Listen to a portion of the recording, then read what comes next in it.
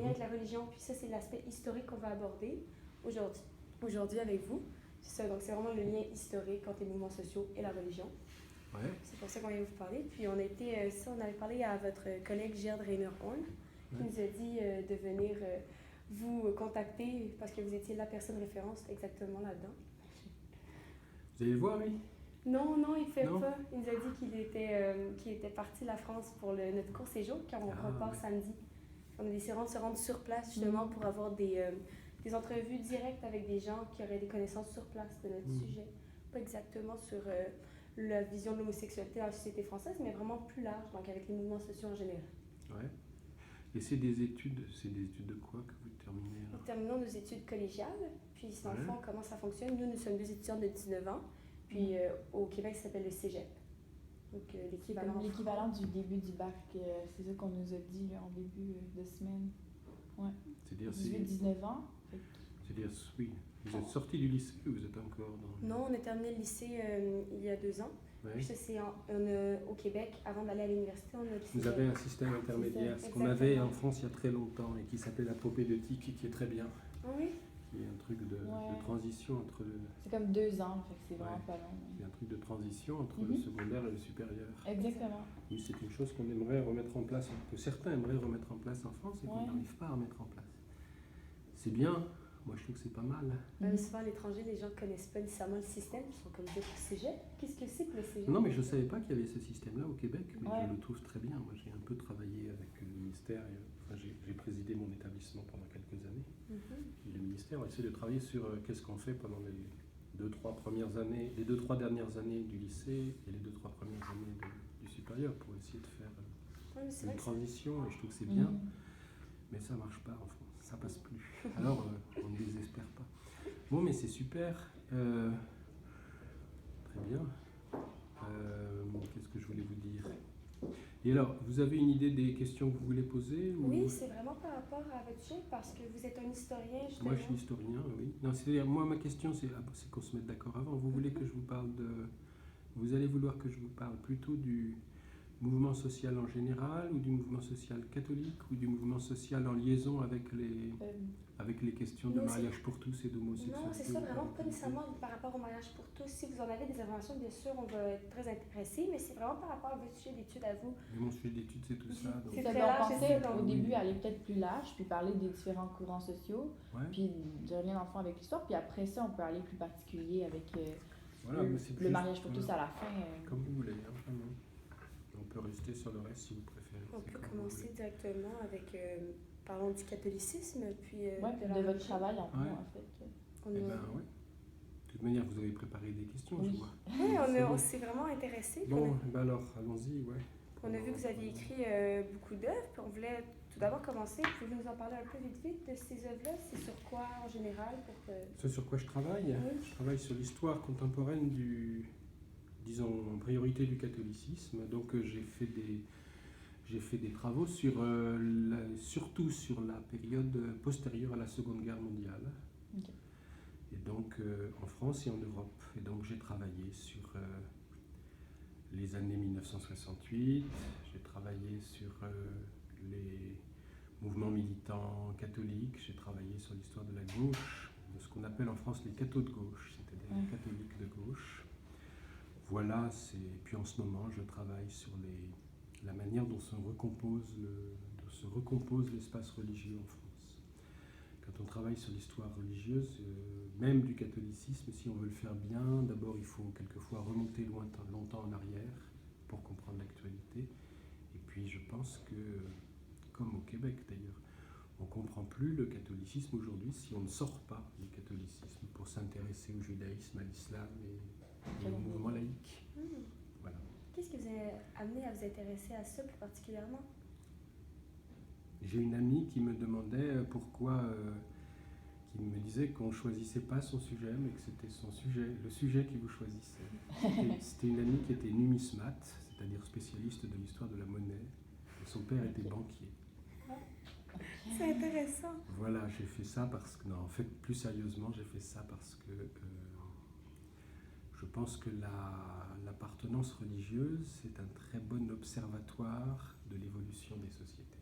On peut comprendre les croyants, les gens qui appartiennent à une religion, réagissent très rapidement, réagissent toujours assez fortement à l'évolution de la société. Vous le voyez en ce moment avec les débats sur le mariage pour tous et sur l'homoparentalité, etc. Et donc je pense que c'est un bon observatoire de ce qui se passe dans la société française. Oui, c'est ça. On voulait parler tout d'abord de la modernisation un peu de la religion, comment ça se passe, parce qu'avant c'était vraiment l'importance de la religion était très grande, puis aujourd'hui, comment est-ce que c'est en France? Alors aujourd'hui, il y a deux choses en France si on s'intéresse à la religion. D'abord, il y a un premier contraste qui est le fait que nous sommes dans une société qui est sécularisée, c'est-à-dire qui s'est bien détachée de ses origines religieuses, qui s'est fortement détachée de ses origines religieuses, ce qu'on appelle la sécularisation, mais en même temps, dans cette société sécularisée, contrairement à ce qu'on croyait il y a quelques décennies, la question religieuse revient en permanence.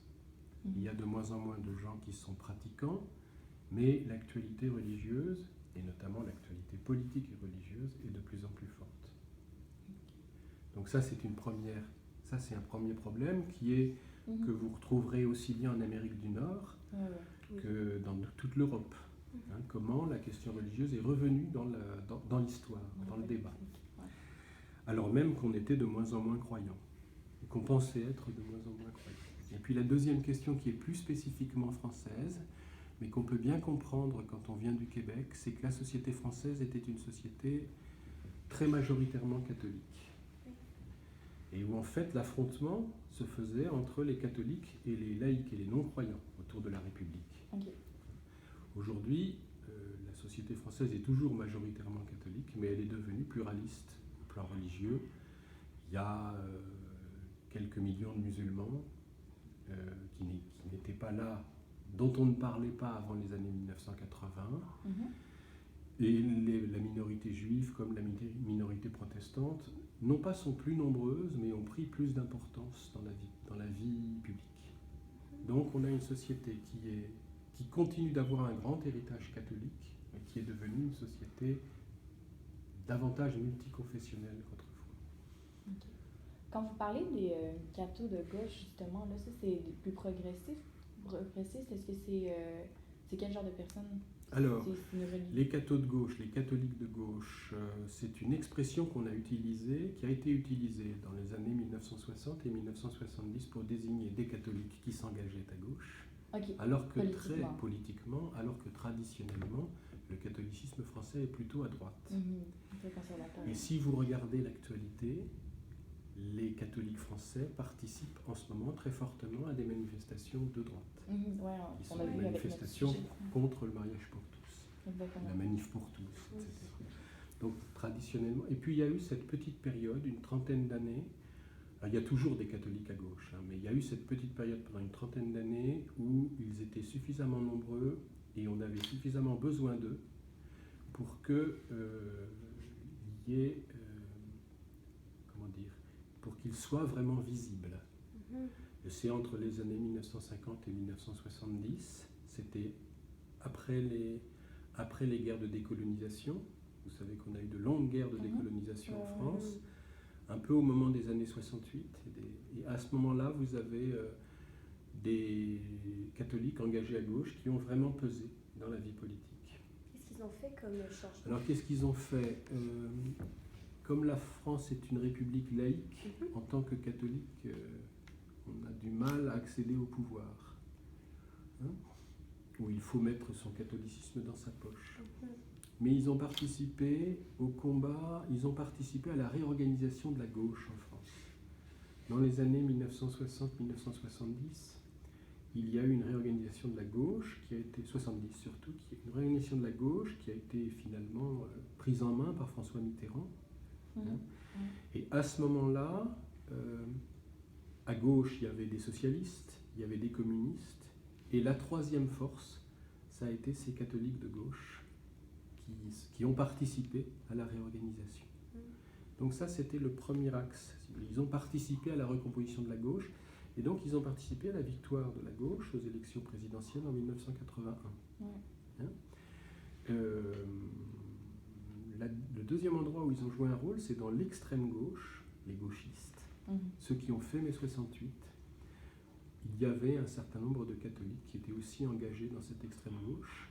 Et donc, du coup, durant ces années-là, il y a eu un assez profond renouvellement du paysage politique et il y a eu aussi un assez profond renouvellement du système de valeurs français. Et ils ont participé à ça. Et puis ensuite, comme ils n'étaient pas très bons pour conquérir le pouvoir, ils ont été marginalisés. Ah. Mais est-ce qu'aujourd'hui encore c'est séparé vraiment? Est-ce qu'il y a vraiment une décroissance de la séparation Église-État? La religion et l'État, non, c'est mal vu encore? La laïcité, c'est toujours très fort. C'est presque devenu un morceau de patrimoine de la France. On n'y touche pas. Et je pense qu'on a raison de ne pas y toucher. C'est quelque chose qu'il est difficile quelquefois d'expliquer en dehors de France, mais la séparation entre l'Église et l'État, ça reste quelque chose de très fort. Ça n'interdit pas à des catholiques ou à des musulmans ou à des juifs de s'exprimer dans l'espace public.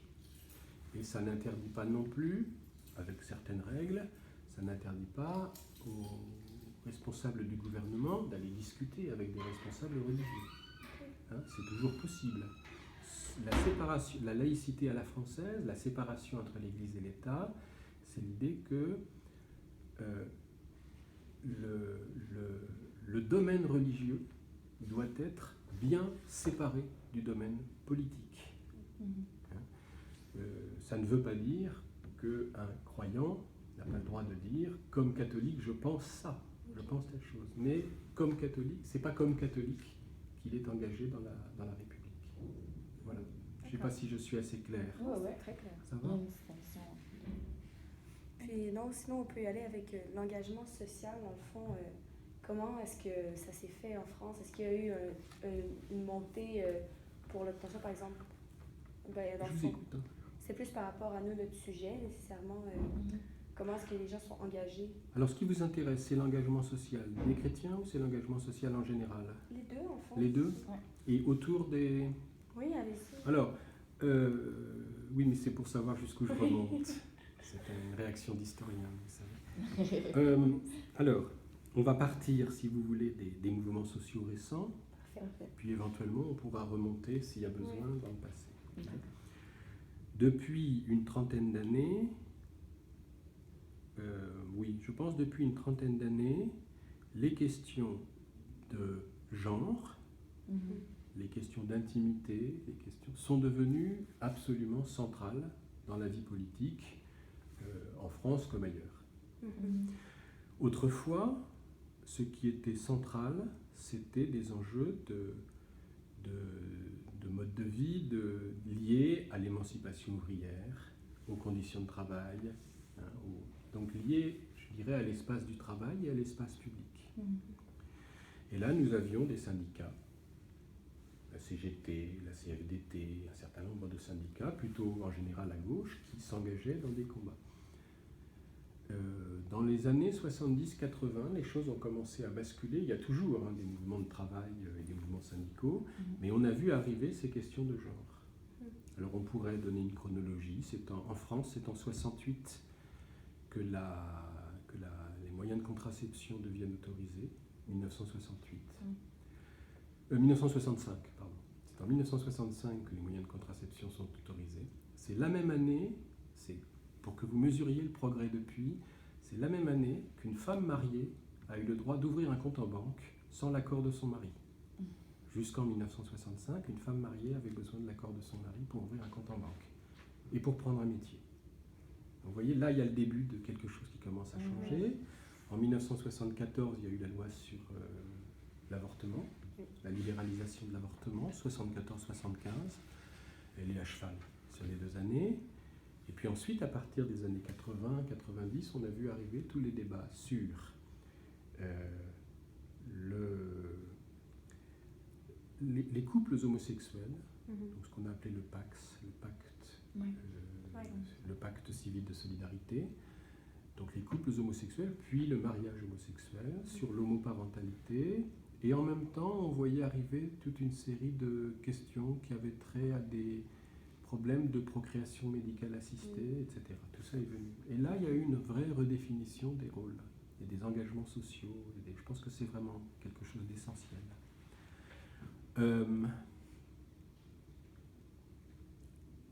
Les catholiques, l'Église catholique en France a été toujours très hostile à ce mouvement. Donc très systématiquement hostile. Ils étaient hostiles à l'avortement, ils étaient hostiles à la contraception, ils sont hostiles à la procréation médicale assistée, ils sont hostiles à l'homoparentalité, au Pax, etc., etc. Donc ça, c'est une hostilité des autorités religieuses. Derrière l'hostilité des autorités religieuses, les chrétiens eux-mêmes, les catholiques eux-mêmes sont divisés. Certains suivent l'Église, d'autres, au contraire, s'engagent. En fait, toute la société française est assez divisée. Majoritairement, je pense que très majoritairement, les Français sont favorables à ces changements. Je vais vous parler en professeur ça fait quand même quelques décennies que je travaille, mais je suis très étonné de la façon dont l'homosexualité est beaucoup mieux acceptée aujourd'hui qu'il y a 20 ans. C'est une vraie transformation. Donc, globalement, mais il reste toujours une majorité qui craint en gros la destruction de la famille. Et donc, les manifestations auxquelles on a assisté l'an dernier, qui étaient donc les manifestations de la Manif pour tous, étaient en fait des manifestations qui étaient en grande partie organisées par des catholiques conservateurs, tantôt de droite, quelques-uns d'extrême droite, mais voilà, des catholiques conservateurs, mais qui recrutaient bien au-delà du seul catholicisme. Voilà comment les choses se sont mises en place. Puis, est-ce qu'il y a encore beaucoup d'extrême droite en France? Il y a de plus en plus, il y a beaucoup d'extrême droite en France, oui. Alors, l'extrême droite en France, d'abord l'extrême droite c'est une vieille tradition en France. Il y en avait au 19e siècle, il y en avait au début du 20e, il y en avait dans les années 30, et nous avons eu le régime de Vichy qui a collaboré avec l'Allemagne nazie entre 1940 et 1944. Et puis l'extrême droite avait été marginalisée, mise de côté, affaiblie.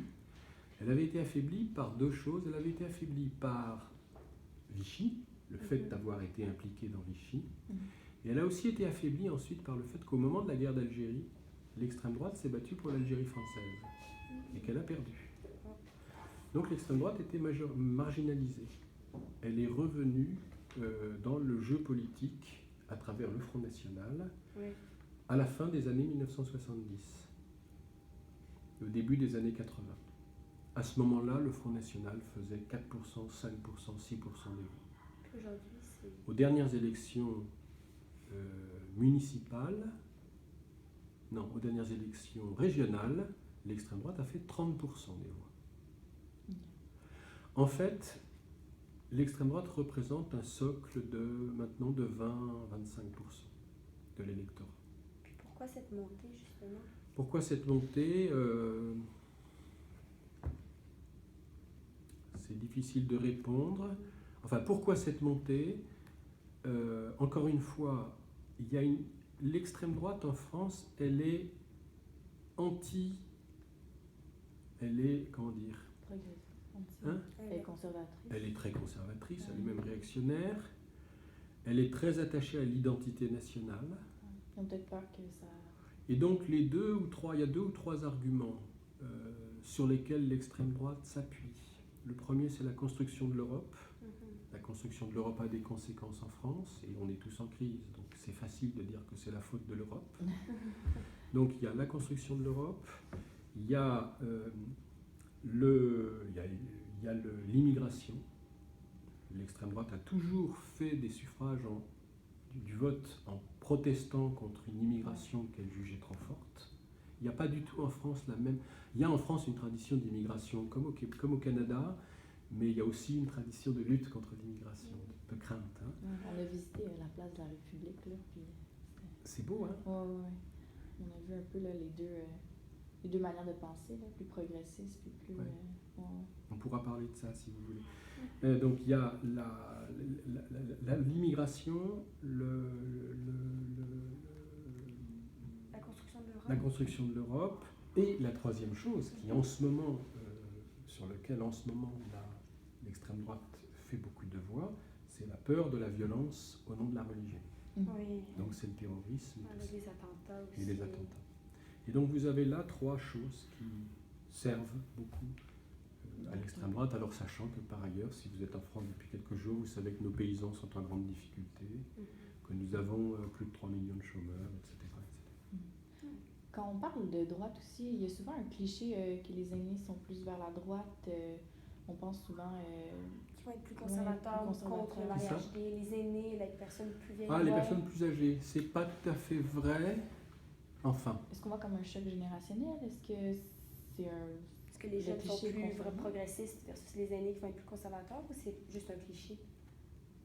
Je pense que c'est difficile de vous répondre. Hein. Je ne voudrais pas vous dire de bêtises.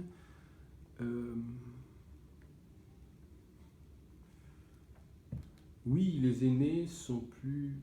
Les personnes âgées sont probablement plus méfiantes à l'égard de l'homoparentalité et de ce genre de choses. Mais je ne pense pas que ça soit un clivage très très important. Je ne pense pas que le clivage entre les personnes âgées et les plus jeunes se fasse sur ce terrain-là. Okay. Je ne pense pas que ce soit très important. Et notamment les mouvements, les mouvements militants de la Manif pour tous, les mouvements pro-life et les mouvements anti-homoparentalité sont organisés par des jeunes gens, et quelquefois par des très jeunes gens. Des gens qui ont 4-5 ans de plus que vous. Je ne sais pas quel âge vous avez, mais vous devez avoir 17, 18, 19.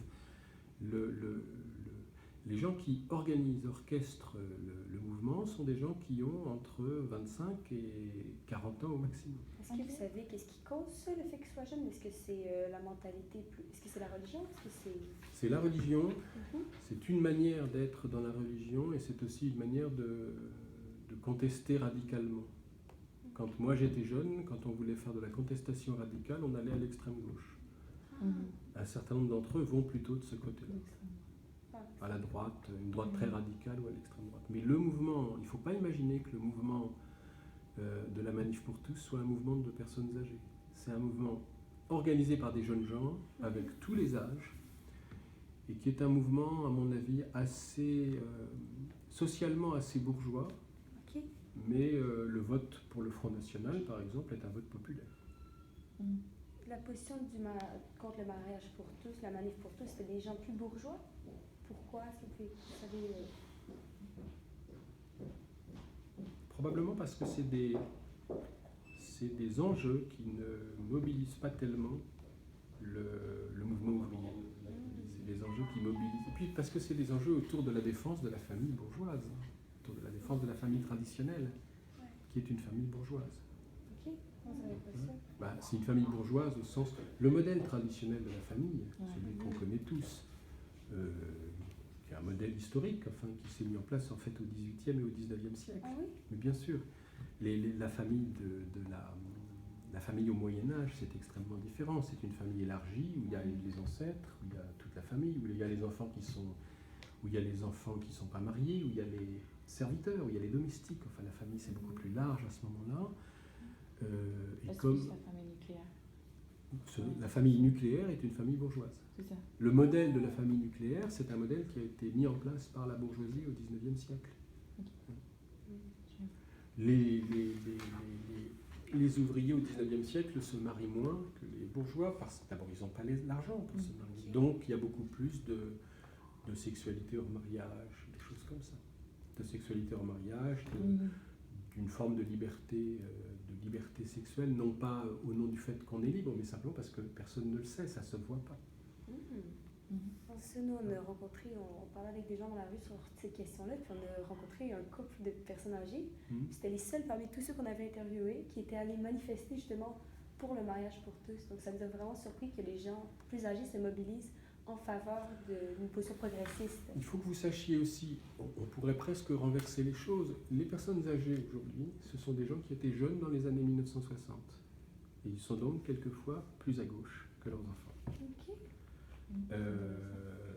Le féminisme, nous avons en ce moment des problèmes avec un certain nombre de figures de femmes dans la vie politique qui sont très attaquées parce qu'elles sont des femmes. La ministre du Travail actuelle, par exemple, qui est très attaquée, en partie à partir de stéréotypes très machistes, très masculins. Et ce sont des vieilles féministes qui prennent sa défense. Ah oui. Et le clivage, il est aussi là. À l'intérieur du catholicisme, que je connais mieux, les catholiques de gauche sont des gens qui restent, sont des gens âgés. Okay. Voilà. Il y a eu un grand moment d'émancipation dans les années 60-70 dans la société française, je dirais entre 1965 et 1985. Et puis c'est retombé ensuite. Ce mouvement d'émancipation, c'est ça qui aurait un peu amené les changements en 2013 pour le mariage? Je pense que c'est ce qui a apporté un certain nombre de changements, dont celui-là, oui. C'est cette génération-là, cette génération des années 70-80 qui a fait les réformes. Puis, est-ce qu'il y a une raison pour laquelle c'était en 2013, le droit au mariage est quand même tardif comparé à, par exemple, au Québec, où c'était vraiment avant où les homosexuels ont eu le droit de se marier? Est-ce qu'il y a une raison pour laquelle en France c'était plus tard? Oui, la raison, alors là, je pense que c'est vraiment la culture catholique qui a résisté très fortement. Okay. Et je pense que dans le cas du Québec, où d'abord il y a la révolution des années 60 et l'effondrement du poids du catholicisme, il y a aussi le modèle américain qui n'est pas très loin. Enfin, il y a un modèle anglo-saxon qui n'est pas tout à fait le même que le nôtre. Je suis désolé, vous n'êtes pas anglo-saxonne. Non, mais je pense que ça fonctionne. Hein, et en France, il n'y a pas ça. Et alors là, je pense que l'Église catholique a pesé très lourdement. L'Église catholique et les députés conservateurs, qui sont par ailleurs catholiques, ont pesé très fortement pour retarder un certain nombre de décisions. Les pays les plus tardifs, pour moi, c'est la France et l'Italie. C'est des pays méditerranéens catholiques. L'Italie, c'était en quelle année? Est-ce que vous savez? L'Italie, ils sont en train de le voter là. Oui, c'est vraiment, il y a des manifestations un peu comme en France. Est-ce qu'il y a un parallèle à faire avec l'Italie? Bien sûr. De toute manière, tous les pays européens ont été secoués par des manifestations autour de mariage pour tous, homoparentalité. Mariage homosexuel, homoparentalité. Simplement, ça a été plus fort en France qu'ailleurs. Mais tous les pays européens ont été concernés. Pourquoi c'est plus fort encore en France, même si les deux ont la culture catholique? Ça a été plus fort en France qu'en Belgique, qu'en Allemagne, qu'en Espagne, qu'en Portugal. Et je ne sais pas ce que ça va donner en Italie. Il y a une tradition, je pense que le catholicisme a pesé en France. Il y a aussi une tradition de manifestation très forte en France. Ouais. En général, il y a une tradition la France est un pays conflictuel. Il y a très peu de culture du compromis, du compromis politique. La culture du compromis politique, qui est très forte en Allemagne, très forte en Belgique, on pourrait expliquer historiquement comment ça s'est mis en place, est beaucoup moins forte en France. En France, il y a une tradition de l'affrontement. La démocratie, c'est ne pas être d'accord avec son adversaire, s'affronter. S'il y a besoin, on va au vote. Et il y en a un qui gagne. Et l'autre, on le respecte, mais il a perdu. C'est un ou l'autre, il n'y a pas de... Oui, on a moins la tradition du compromis. Puis justement, ça revient vraiment à ce qu'on parlait tantôt, des deux côtés, comme en parlant de la place de la République, comment c'est vraiment les gens qui sont complètement contre ou pour, puis c'est vraiment conflictuel qu'on avait remarqué. Ça revient un peu à ça, en fond. Cela dit, place de la République, vous avez surtout dû voir des choses de gens qui témoignaient contre le terrorisme. C'est ça, il y a des gens qui vont y aller plus dans la paix, mais d'autres dans la haine aussi. Donc, est-ce que c'est vraiment... je pense que j'habite juste à côté de la place de la République. Et j'ai une fille qui a votre âge, donc qui était sortie le soir où il y a eu les attentats, donc j'étais un peu inquiet. Et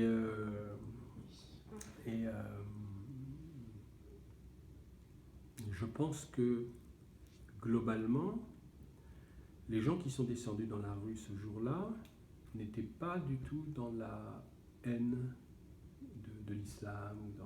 Ils étaient plutôt, c'était même étonnant, ils étaient plutôt sidérés silencieux, triste, et avec une très grande... Mais je pense pas que la société française... Je pense que la société française, malgré tout, est assez attentive à ses musulmans et à respecter les musulmans. Ah oui? Ouais. Ok. Et la société française et la plus grande partie de la presse. C'est moins clair dans la classe politique. Il y a évidemment une partie de la classe politique qui essaye d'instrumentaliser les choses. Et bien sûr, il y a 30% de gens qui votent à l'extrême droite. Mais ça, c'est une société.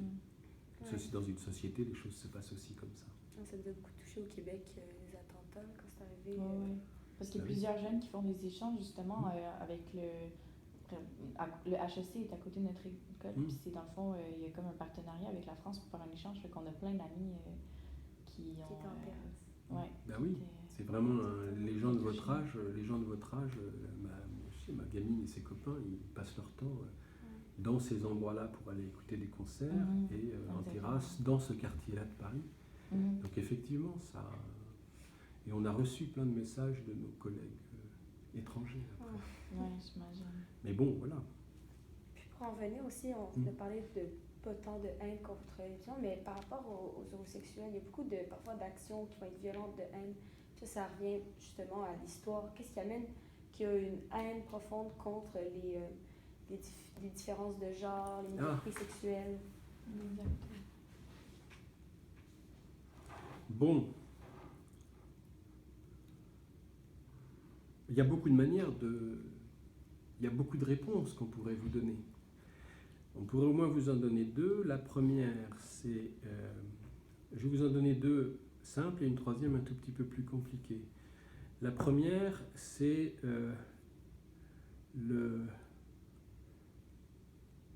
l'idée que ça ne serait pas dans la nature, que l'homosexualité serait contre nature, qui est la vieille idée fondatrice de l'homophobie. C'est-à-dire on doit se battre contre ce qui est contre nature. Ça remonte à quand environ? L'idée que ce soit contre nature est très ancienne, elle est très présente dans le christianisme, mais la véritable répression de l'homosexualité, c'est pareil, elle date de la société bourgeoise du 19e siècle. La société du XVIIe siècle et du XVIIIe siècle était beaucoup plus tolérante à l'égard de l'homosexualité que la société du XIXe. Donc il y a ça, il y a l'idée que c'est contre nature et que par conséquent ça peut créer du désordre social. D'accord? Mais quand il disait que c'était une maladie, est-ce que ça rentre dans contre nature ou ce serait une autre raison? Alors, à partir du moment où vous considérez, c'est le deuxième élément, à partir du moment où vous considérez que c'est contre nature, vous avez deux manières de l'interpréter. Soit ces gens-là soit l'homosexuel, homme ou femme, est pervers ou perverse, donc coupable, soit l'homosexuel, homme ou femme, est malade, donc à soigner. D'accord. Hein? Ça revient encore aujourd'hui. Si vous voulez, là, on a les éléments on a des éléments qui peuvent construire, si vous voulez, l'homophobie, l'histoire de l'homophobie. Après, ça se coule dans la pensée chrétienne, dans une certaine pensée bourgeoise, dans une certaine pensée capitaliste. Enfin, on peut trouver.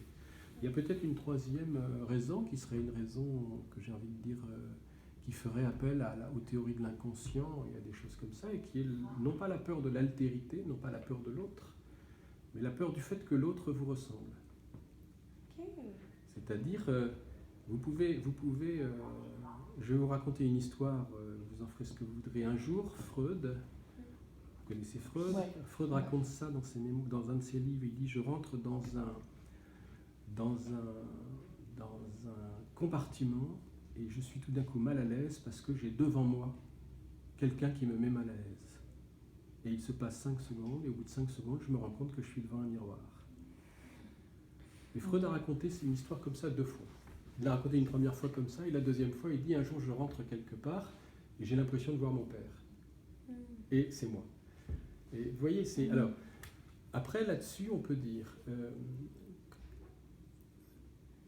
Quand on est raciste à l'égard d'un black, à l'égard d'un noir, est-ce qu'on est raciste parce qu'il est noir, ou est-ce qu'on est raciste parce que, bien que noir, il nous ressemble et qu'on a peur d'être autre chose que ce qu'on est. Ok. Et on pourrait imaginer aussi que dans l'homophobie, il y a ça, c'est-à-dire il y a la peur de quelque chose qui nous ressemble.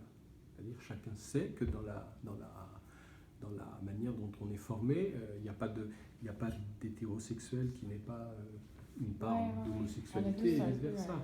Et surtout, on peut être différent l'un de l'autre, on peut avoir des sexualités différentes, on a quand même plus de points communs que de points de différence. Voilà, donc, je pense que si on voulait donner une troisième raison, on pourrait donner celle-là, c'est-à-dire ce qui fait peur dans la personne qui est différente, c'est qu'elle nous ressemble.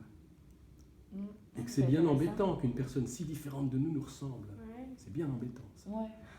C'est vraiment pas quelque chose qu'on avait lu à travers nos recherches. C'est intéressant. Ouais. On va s'y attarder plus souvent. Puis On a sinon, vraiment fait le tour. non, mais sinon, peut-être comme dernière question, l'avenir du catholicisme en France, que vous pensez que la religion va continuer? Je ne sais pas prédire l'avenir. Non, ok. Je ne sais pas prédire l'avenir. Je ne peux pas vous dire. Il y a une c'est très difficile de dire. Il y a un vrai affaiblissement du catholicisme en France, mais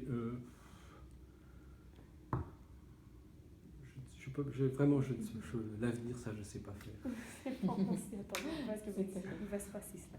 Donc, merci tellement. On a parlé tellement de choses. Juste vos 3 raisons sur l'homophobie.